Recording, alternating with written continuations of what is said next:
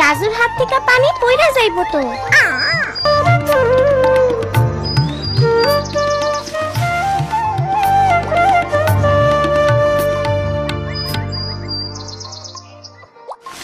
ভয় পাইও না।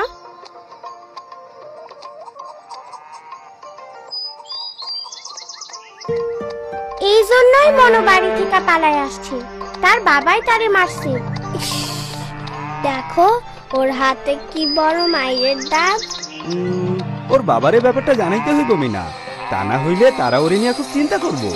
কিন্তু যদি আবারও মারে?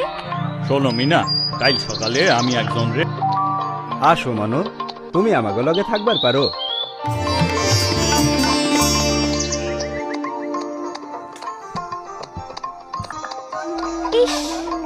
মা আমারে দোকানে যাইতে বলছিল, আমি তো একদম ভুইলা গেছি।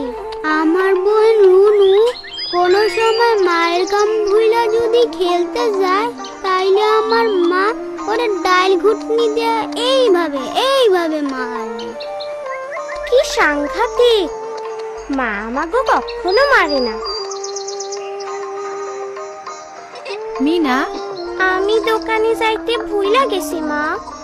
কাল স্কুল থেকে বাড়ি ফেরার পথে দোকানে যাবো। ঠিক আছে, আবার ভুইল্লা যাও না যেন।